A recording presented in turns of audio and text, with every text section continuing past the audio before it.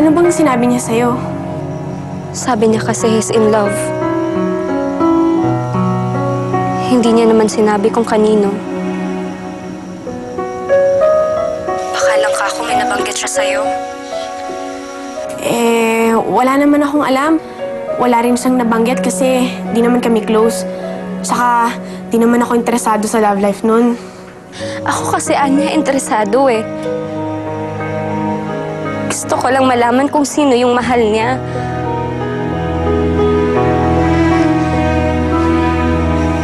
Wala lang. Siyempre.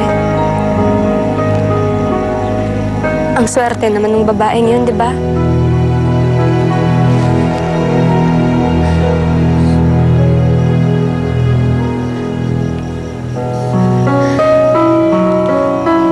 Sana ako na lang.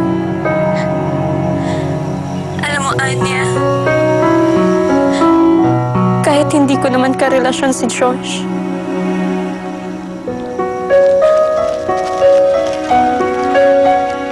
nasaktan ako. Nasaktan ako nung nalaman kong may mahal pala siyang iba. Sayang.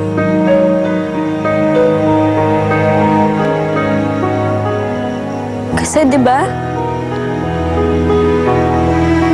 Pwede namang ako na lang.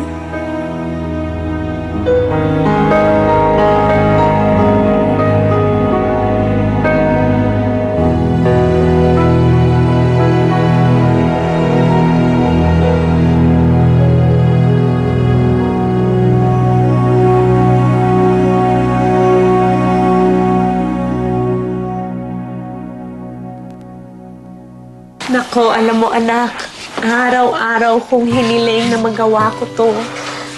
Na makumutan ka habang natutulog. Naalala mo ba nung bata ka? Lagi kong ginagawa to. Yeah. After drinking milk, I'd have to brush my teeth and then change into my pajamas right after that. Sometimes you'd tell me stories. But most of the time, you'd just sing.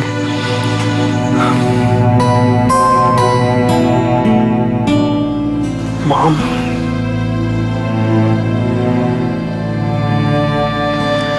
Ano yan, anak? I want you to come live in the States with me. I'd give you a comfortable life. You could even bring Tito Emil if you like. I want to spend more time with you, Mom. I want to make up for all the lost years. Ako din, anak. Gusto kita makasama. Alam ng Diyos kung gaano ko kahinangad yun. Pero,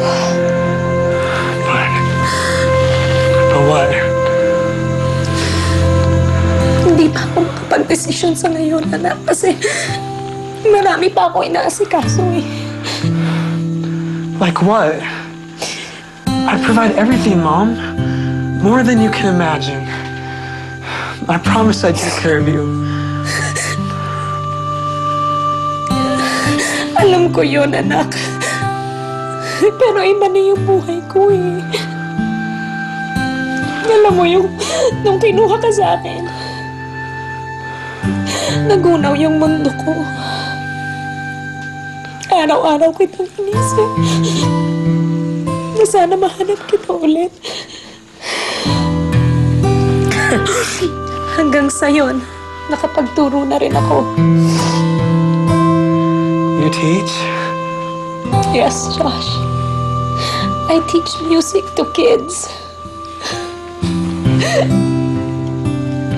Mga bata na kapos-kalat. Inaasahan nila ako. Hindi ko sila pwedeng babayaan eh. Sana naman intindihin mo ako. I understand.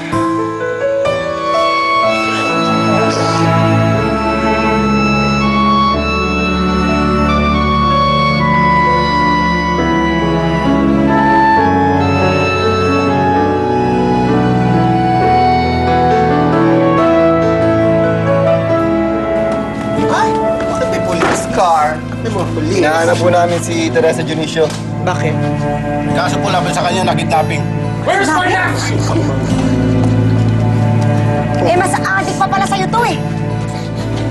Ano sinasabi nito, ha? Anong kidnapping yung sinasabi ninyo? Sinungaling kayo, ha? Teresa naman, huwag ka na magkaila.